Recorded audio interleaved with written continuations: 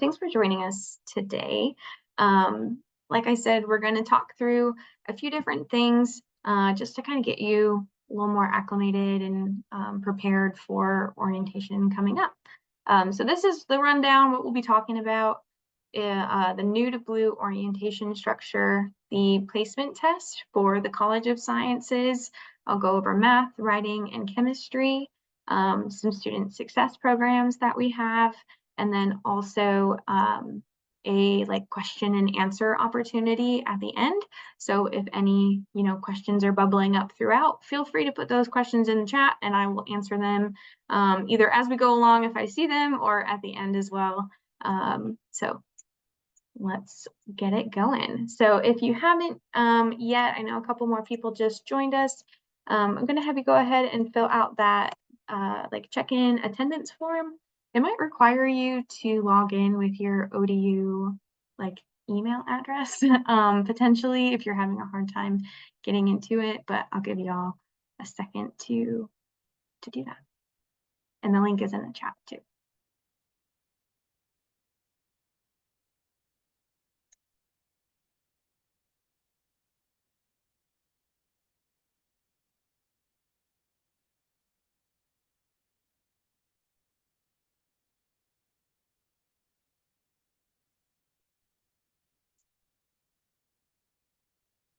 If you've already filled out the check-in form, go ahead in the chat. Tell us what's your major and where are you joining us from? Are you what city you're from? Just so we have an idea of what majors we have in the room.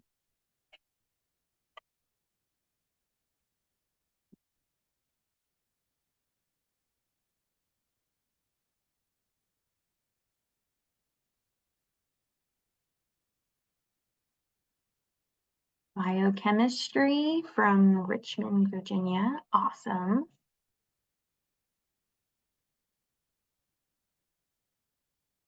Psychology, Richmond. Love that. A lot of Richmond folks so far, 2 out of 2. Applied mathematics, Gettysburg, Pennsylvania. What's up? John, I went to Penn State for grad school, so love Pennsylvania, got a special spot in my heart. Psychology, King and Queen, Virginia, astrophysics, Portsmouth, Virginia. All right, we're all over the place. And Lynn, I will put the link in the chat. Okay. All right. So first things first, new to blue is the cool, catchy name for Monarch orientation. So your onboarding experience to ODU, and it is broken down into 3 different parts. So there is the first part, explore your kingdom. And what that consists of is there's like a checklist and then some modules that you'll do before you come in for orientation for your on-campus experience. The modules, honestly, we went through them as staff as well, and we were like, oh my goodness, thank you.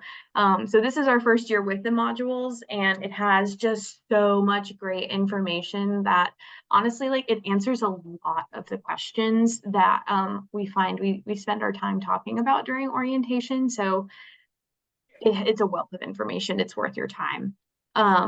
Discover Your Pride is the on-campus experience when you'll be joining us in Norfolk.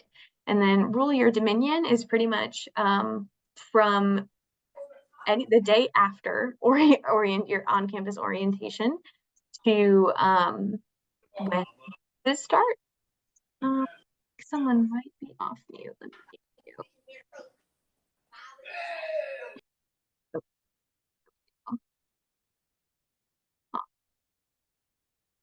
And okay, cool. Okay, so then the Rule Your Dominion is there's some modules and also just some logistical things that you would do after orientation, right? So if it's selecting your meal plan, figuring out stuff if you're living on campus, and also fleshing out your success team. So a lot of the nitty-gritty stuff is happening in there too. I know there's some different events that will be happening that you can engage with as well. So our portal literally just updated like a couple of days ago. But you should see when you hop on your freshman checklist right on your ODU portal when you jump in.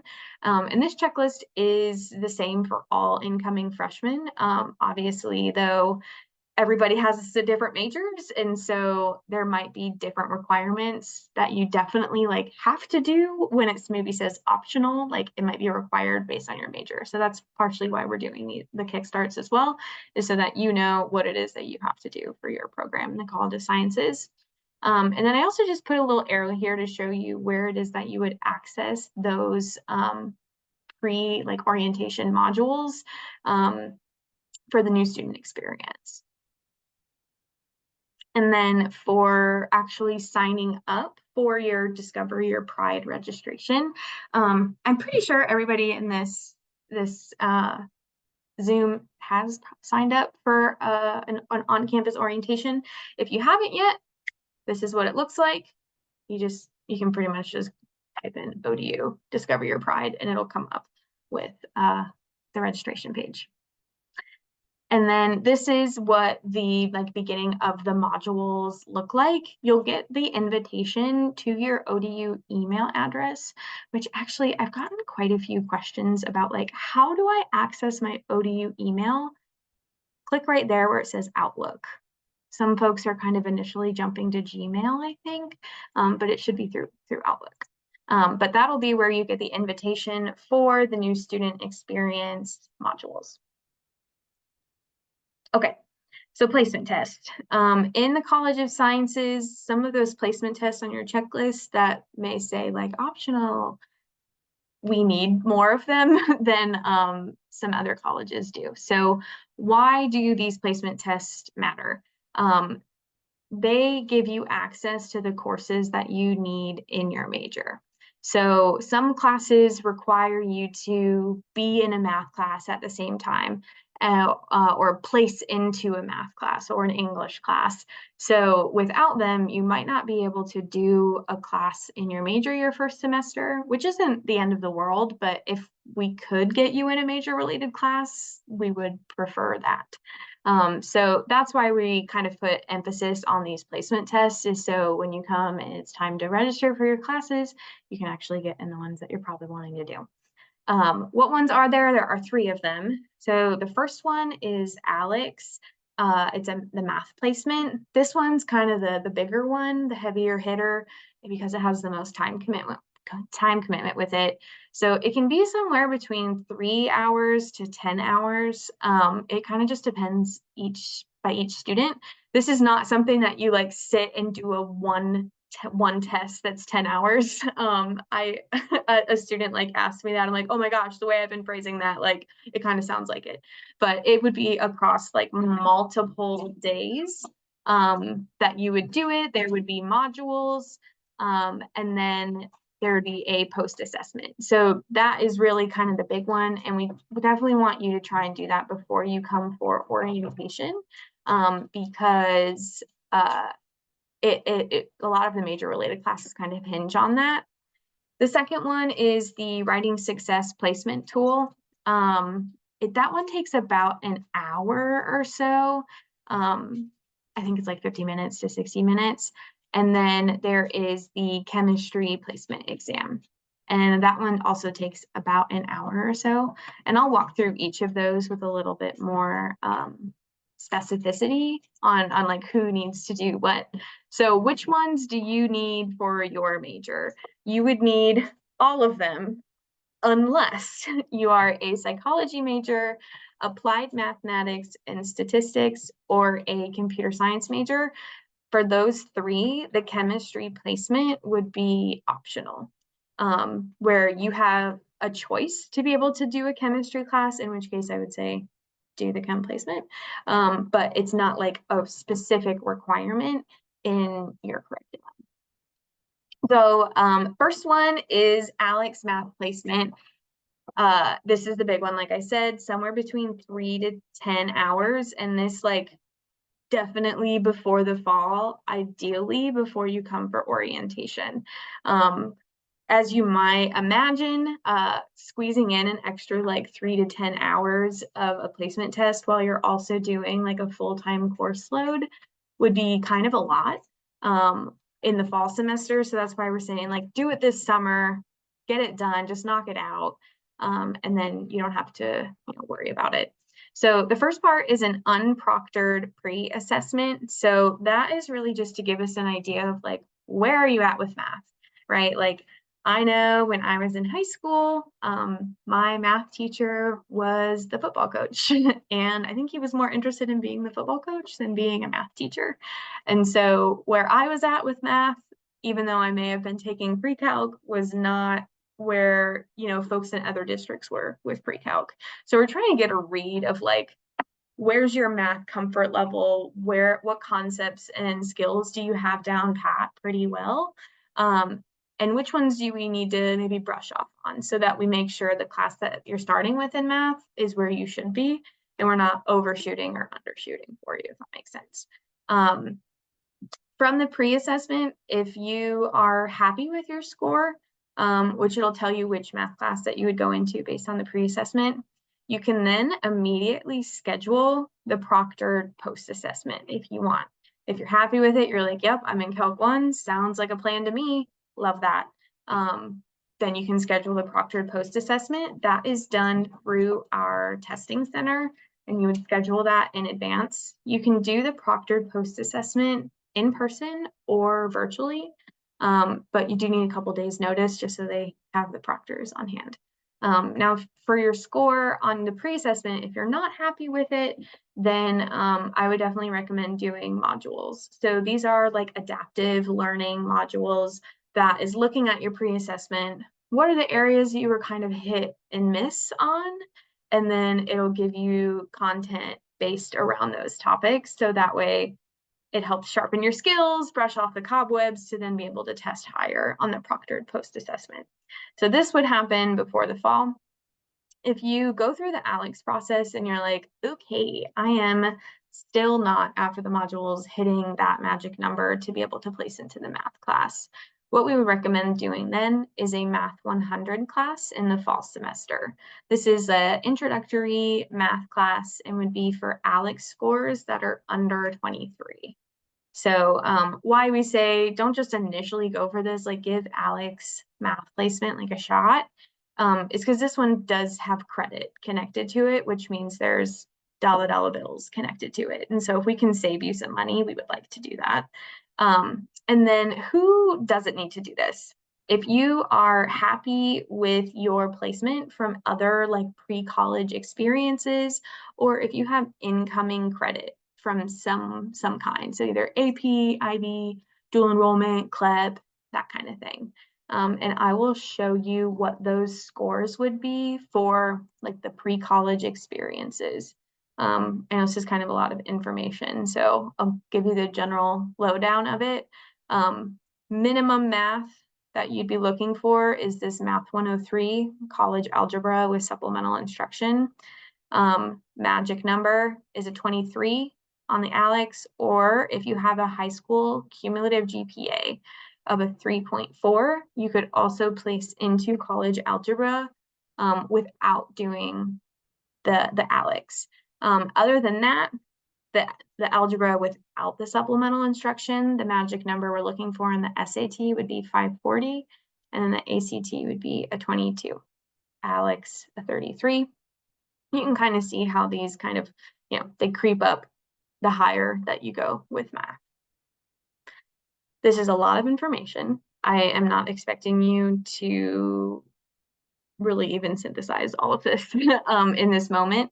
But this is really just kind of meant to demonstrate that in the College of Sciences, in a major in STEM, there's going to be math with your major, no matter what it is you're going to do, right? Like mathematics and statistics, like what's up, off the chain, hope you like math. Physics, astrophysics, same thing. But also psychology and biology, right? Like you still have math classes that you need to do with these majors. So it is important that everybody in the College of Sciences gets this done. Same with computer science. That's not on here, actually, now that I'm looking at it. Computer science also, at least like they also have a decent amount of math that goes with it. Okay, so you might be looking at that score chart, right, and thinking like, okay, Carrie, oh, I took the ACT or the SAT like in my junior year, and it's placing me into algebra or pre-calc, but in my senior year, I've done more math classes, and I feel like I could get into a higher math course at this point. What do I do if I think I can test higher? You would take the Alex. You would basically try and challenge your score and your placement and try to test higher. So if you're thinking, I can do calculus in my sleep, no problem, but it's saying I should be starting in algebra, I definitely encourage you to do the Alex math placement, because once you start with a math class, if you then decide like this is a snooze fest, like you have to keep going with that train of math classes. So once you get on, it's kind of hard to hop off and start somewhere else. Okay, and then the third chemistry placement exam, or sorry, the third placement exam is the chemistry one. So this is the one that's optional for psychology, math, and computer science. Everybody else, you're gonna wanna do this. It is 50 minutes and it is 50 multiple choice questions. This is done at home on your own time. So you don't need to sign up for anything. It is scored 1 through 5. So a score of 1 or 2 would mean doing the preparatory chemistry class. So it's kind of a rehashing of high school chemistry. Or you would do modules, and at the test, you would have to sit and do the test and get an 80% on it. So that would be a score of 1 or 2. A score of 3, 4, or 5 would mean you could start with general chemistry, which is Chem 121 and 122. I would say on average, when I see students with a like 4 or 5, they're like good to go with general chemistry. A score of 3, I see students struggle a bit more and not totally realize how much work it's going to take to be successful in that chemistry class. So I would get the score and then also kind of evaluate like, how am I feeling about that score? Like, do I feel like that's an accurate assessment? Am I surprised that I got a 3 because it seems low or because it seems high? If it seems high, I would say maybe the preparatory chemistry, right? If it seems low, then maybe the general chemistry. You have the option at that 3 range. And then the folks who do not need to do this, if you have incoming credit, AP, IB, dual enrollment, psych, math, and computer science majors. I lied, that one wasn't the last one. The writing success placement is the last one. So this one's also about an hour. This one's done at home. You don't need to schedule for the testing center or anything. And there are 2 scores, a score of 1 or a score of 3. I don't know what happened with score 2. But a score of 1 would mean that you do English composition 1, this English 110C, and then the composition studio. This would be for folks that don't feel as comfortable writing at the college level, right? If you didn't have many papers you need to do or essays that you needed to complete in high school, and it's not your strong area, right? And this is meant to give you extra support and kind of that additional layer of resources. A score of 3 would be just doing the college composition 1. Who doesn't need to do this? Incoming credit, AP, IB, dual enrollment. I would say by and large, this is probably one of the classes that I see students coming in with credit for, if they're coming in with credit at all, just because it is common for dual enrollment credit, and then also like AP, it's one of the more common ones. It's the AP language, and it would be a score of 3 that they're looking for the English 1 credit. So registering for these placement exams, it should be like in your checklist, but you can use these links, but also you can just type in like ODU chem placement, it'll come up. It'll be probably the first thing that pops up. Writing success placement, it'll be the first thing that comes up when you Google it. Okay, and then we're going to transition to our last part here, talking about student success programs specific to the College of Sciences. And this is another way to get engaged in your education, right? So they're not quite clubs, but they're kind of a complement to your academic experience that you have in the College of Sciences. The first one, I'm actually going to turn the mic over to Miss Kristen, and she's going to chat with you all about Monarch Teach. All right, good evening, and thank you for coming in tonight. We're excited about you joining the university, and since you are interested in the College of Sciences, we want to share with you an opportunity to concurrently or alongside earning your STEM degree, biology, biochemistry, chemistry, ocean and earth, physics, mathematics, an opportunity to earn your teaching license with 7 classes that go alongside your other classes. The great news is that we have opportunities for paid internships starting right away if you're interested. And we have opportunities in your last 2 years for scholarships, full scholarships to the tune of $50,000. So if you think you might be interested in learning more about it, we encourage you to scan, fill out the form, even if you just want to talk in more detail about it, and then look for an email response. Again, paid internships available in the fall and towards your junior and senior year if you choose to continue completing those 7 classes that will earn your Virginia teaching license, which is, we call that the GEM scholarship. Then that can become available for application as well. The class, if you're interested in enrolling, is called STEM 103. It says STEM 101 up there, but it's actually STEM 103, and that's because it used to be 8 courses, and we've condensed the first 2, steps 1 and 2, and they are now called STEM 103. Please scan and send us a message if you're interested in more details, and I look forward to seeing you in the fall. The program is Monarch Teach.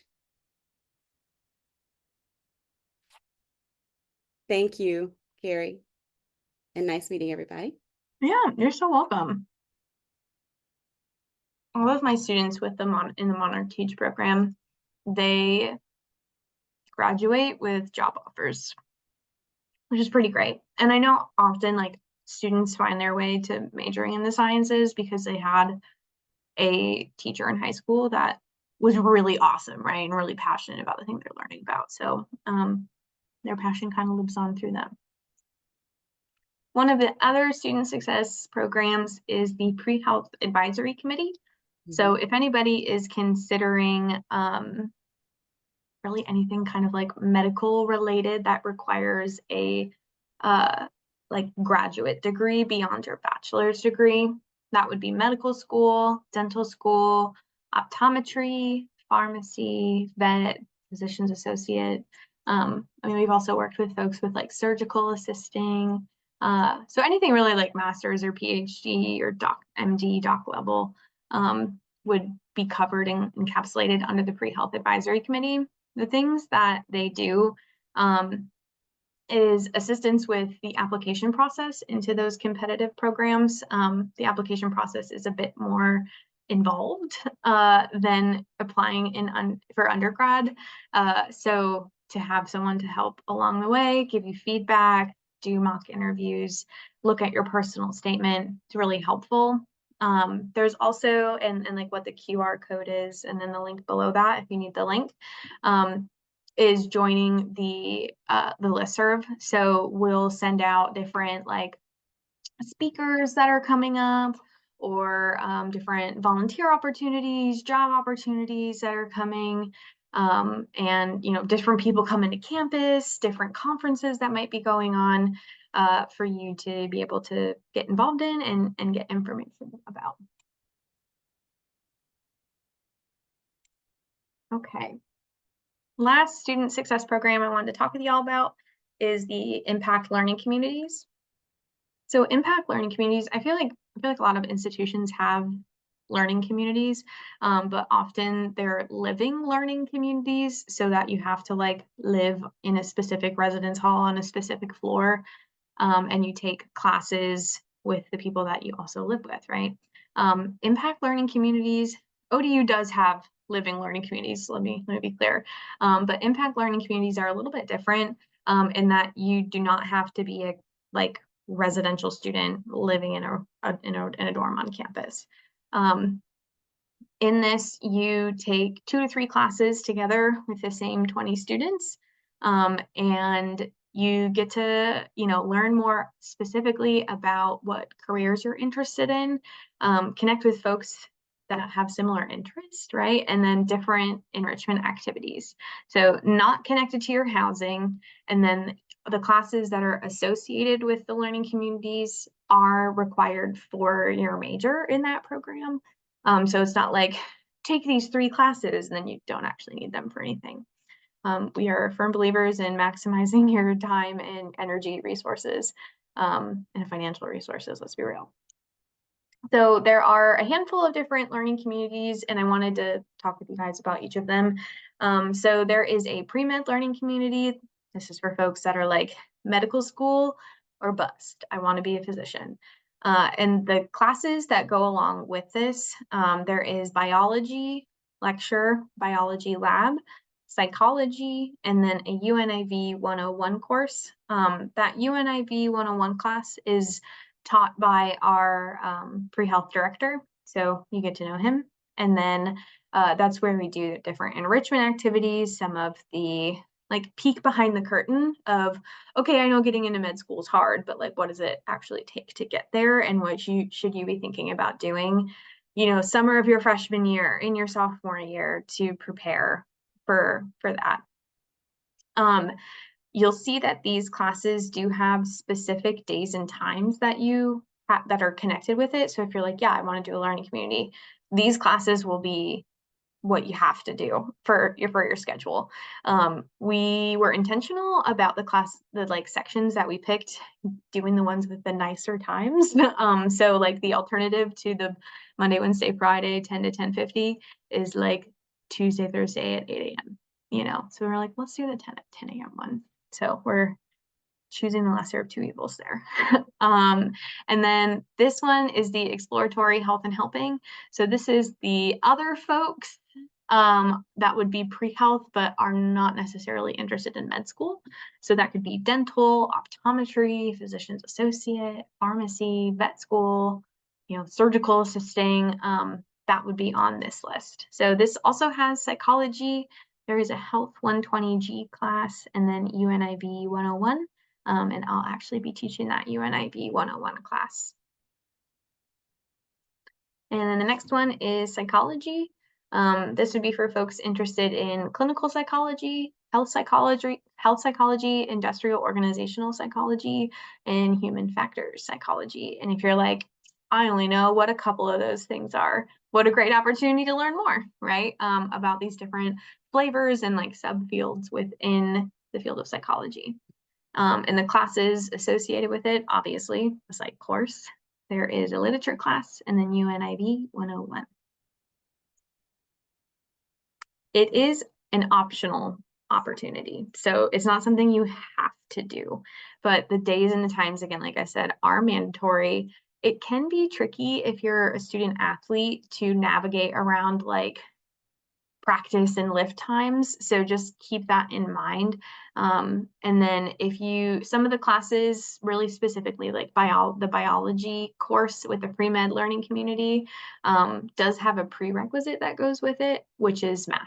So if you don't have the math requirement, you won't be able to get added into it. But if you are interested in doing one of the impact learning communities, you can express your interest on this form. You can scan or type in the link. I'll give y'all a second to do that.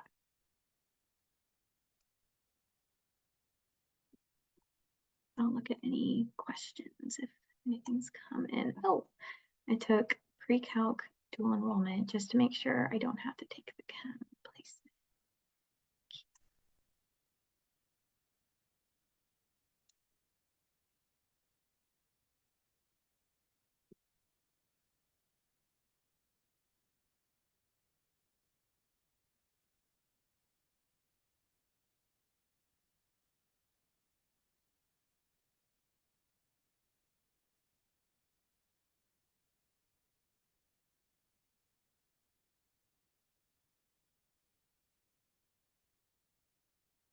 And then also on the day of orientation, if you're like, I want to learn a little bit more about these before I like commit to it, you can also join in on the day of orientation. Just let one of us know. Can we join both in ILC and pre-health? Yeah, the pre-health advisory committee, absolutely. That has nothing to do with your classes. That is just getting plugged into kind of the support network on like applying to pre-health programs and learning about opportunities. But you can also join like a pre-med ILC or the exploratory health and helping one. Or psych, whatever, live your life.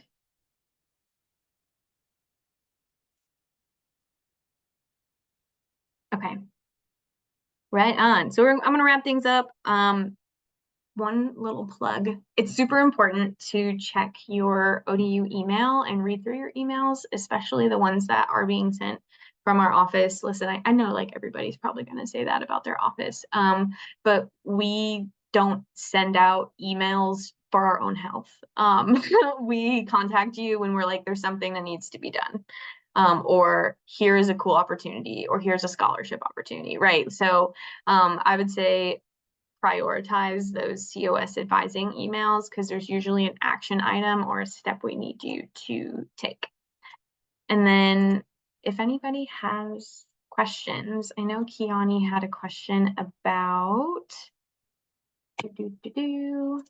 astrophysics and if we're needing chemistry for it, which my initial answer is yes, but I'm gonna triple check because sometimes y'all ask good questions and I just need a sanity check, you know? Degree from okay, yeah. So up here they have general chemistry one. So I would say yes, you need to do the chemistry placement exam. It doesn't look like there's a lot in terms of chemistry that you need to do as a part of your curriculum, but there is at least one.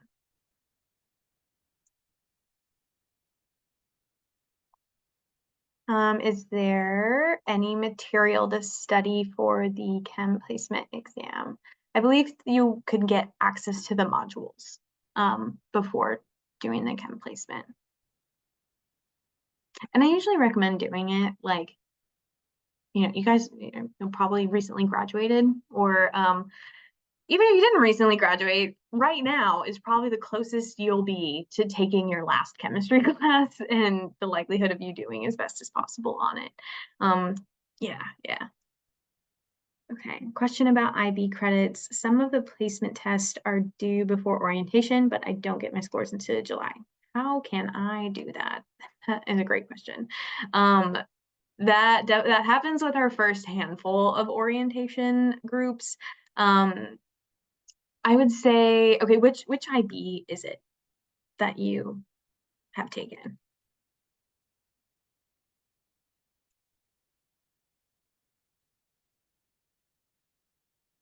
Okay, we have several people with the same problem. Lovely. That's good. That's good.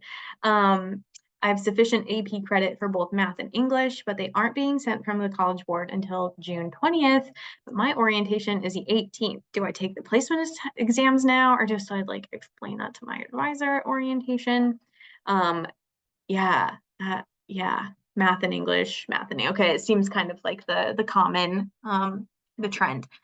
So what we would have you do probably on orientation day is register for, we'll get like, no matter what happens on orientation day, you're going to leave with a full schedule of classes, right? It might be that full schedule of classes is going to change. And likely if you have like incoming AP credit and you're like, hey, I registered for this class and I don't need it. I'm actually good on that. I have incoming credit for this.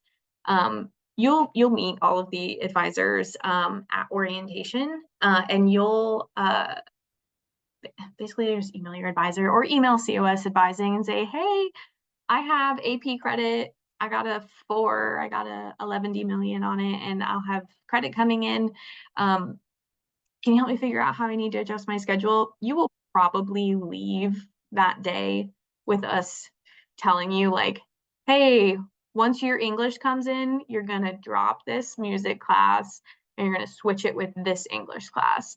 When your math comes in, you're going to change this general education class to calculus and then this over to biology. And on the day of, we're going to show you how to use the registration software, but we are always available like as a resource. We are here all summer, all summer. So we can help you adjust your schedule after orientation as well. But you're going to probably have at least a couple of general education classes in your first semester, no matter what. So you'll at least get the experience like learning how to use the software. And then if it doesn't come back right with the score that we were hoping with, you're at least already in class, right? With like an ideal time in a class that you're interested in.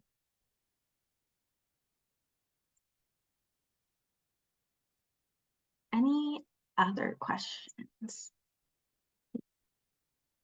Ooh, same with summer classes. Okay, what about if you're taking summer classes right now? So if you're doing dual enrollment somewhere else, what I would recommend doing is just printing off an unofficial copy of your transcript of where you're taking it. So not your high school one, but the one like through the college that you're taking it. When you log into like your student account, there should be like a student information system where you can get your student record.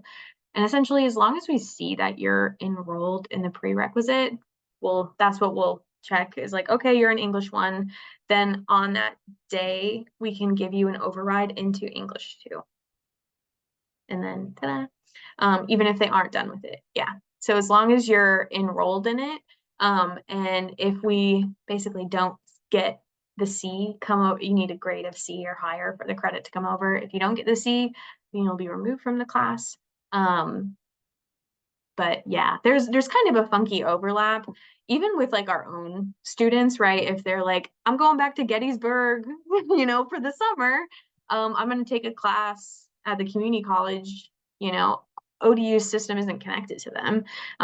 So if they're taking chemistry too, and then need to do chemistry, whatever, in the next semester, they're like, but it's not going to be done and I need to get registered. So that's where overrides come in.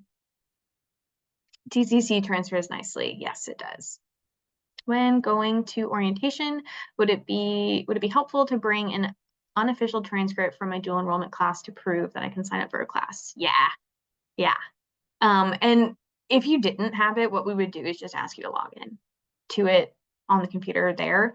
But if you have it already printed out, it just makes it easier for us to be able to like eliminate one more back and forth in the like actual registration room.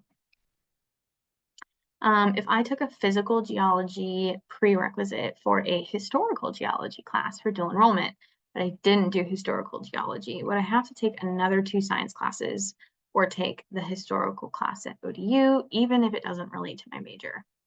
Yeah. So I feel like since you're like in the physics department with astrophysics, I don't think you're gonna need it. Like you'd still get the credit for the class that you did, but you're gonna have so many science classes anyway, that it'll kind of not make a difference. Should we bring our own computer? No, you don't need to bring your own computer. We have a computer lab, and yeah, we'll do it there. I mean, if you want to bring your own computer, you can, but you don't need to. Kind of heavy to lug around all day. Yeah, you're so welcome.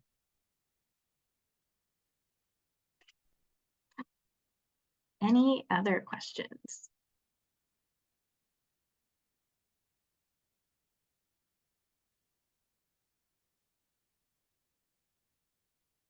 If you don't have any questions, you can feel free to log off. Appreciate y'all's time. And we're looking forward to meeting you and getting to know you a little bit more at orientation.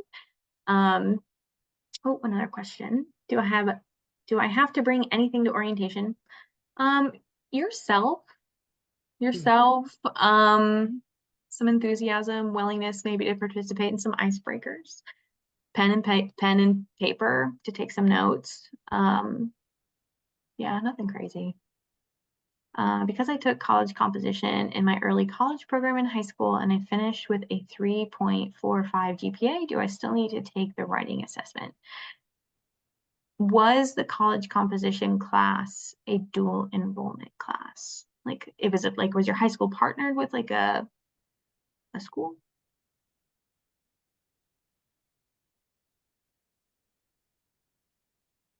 They probably were partnered with an institution.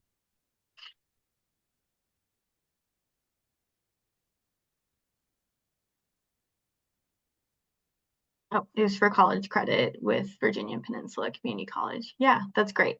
You would not need to do the writing success placement tool if you have dual enrollment credit coming in for that English composition. So you're good there.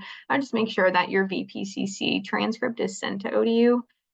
Since like high schools can't grant college credit, you want the official transcript sent from Virginia Peninsula. So it like can get added to your academic record. But you can bring an unofficial transcript to orientation and we'll get the override in. Because there's a lag time with when you submit it and when it gets actually added up. And then you mentioned your GPA is a 3.45. That would mean you also don't need to do the math placement unless you want to try and test higher than college algebra. For the math placement, would an above 3.4 only get you into that one class, or can you get higher? I hear ya. I hear ya. That's the only one that works with the high school GPA. Someone much smarter than me in institutional research and assessment ran the regression and figured it out. So if you're like, but I have a higher GPA than that, could I get into pre-calc or something? It's college algebra with supplemental instruction. So if you're like, I could get higher than that probably, I would say do the Alex. You can absolutely like, if you're like, okay, I'm at least coming in with college algebra. Great. Register for that for orientation, do the Alex after orientation and change it if you test higher. You have to send them manually. How do you do that? I have dual with VCCS. Usually when you have like a login through like Tidewater, Virginia Peninsula, wherever, and there's like a student information area where you get like your student records from, and there's usually a process to just like request transcript. Like I think like TCC is like $7 or something to send them. You can also usually just find it by like TCC send transcript in Google and it'll like show you what buttons to press. Can the official transcripts be sent electronically through parchment or should it be mailed? It can come through on parchment. It'll go to the admissions office. So usually when you just type in like old, like no other school has old in their title. So it'll just get sent to our admissions team. And then if like, so I've had a couple of students send them to me and I'm like, I'm not clicking this link. I'm going to forward it to admissions because if I click it, then it costs you money. But it could also be mailed if you want, but parchment's fine. Oh my gosh, you guys have such great questions. I'm so glad this is the session I recorded with really thoughtful questions. If I took enough dual enrollment credit, I took enough dual enrollment credits for a year here, would I start out as a sophomore? So you would be classified as an academic sophomore. So the magic number to be considered a sophomore is 30 credits. It like classification works a little different in high school than it does in college because college goes by credits and 30 credit chunks specifically. So if you have that 30 credits, we love that. Welcome, you're an academic sophomore. Since it's your first like year, you're still like coming out of high school. You don't maybe have that full associate's degree. Even if you had a full associate's degree, we would still give you the resources and go through a similar process that all freshmen are going through, right? Like, what is academic advising? You would meet with us on a specific schedule as if you were a freshman, but you would be considered an academic sophomore, yeah. And the classes we would recommend for you would be based on the coursework you've already completed. Yeah, you're welcome. Will you miss out on a scholarship opportunity for that? Like being a academic sophomore, would you miss out on a scholarship opportunity? I don't, I wouldn't think so. I don't hold me to this one. That one's a little bit more of an admissions question, but my gut reaction is no, that you wouldn't miss out on a scholarship opportunity. Honestly, I feel like ODU would be like, we want you, come on over. So that would be like done during the admissions process for merit awards and stuff. Um, and it would be potentially fewer years to give you money, you know? Um, so that's just where my brain would jump to initially. But you wouldn't miss on a scholarship opportunity. I don't think so. Yeah, right. I came into college as an academic sophomore. I still graduated in 4 years because I was like, I'm gonna do a double major and a minor because I'm crazy. And yeah, so there's that. But we'll still like treat you with the resources as a freshman.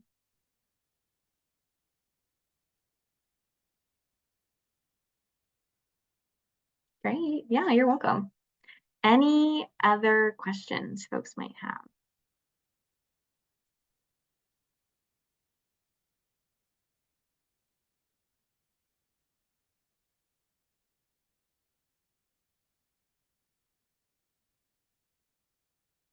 If you don't have any other questions, you're free to head out, live your life, do your thing. But I will linger around in case anybody else has specific questions. See you later. Bye, Lynn. See you, John A. Catch y'all at orientation soon. Bye. All right. Stop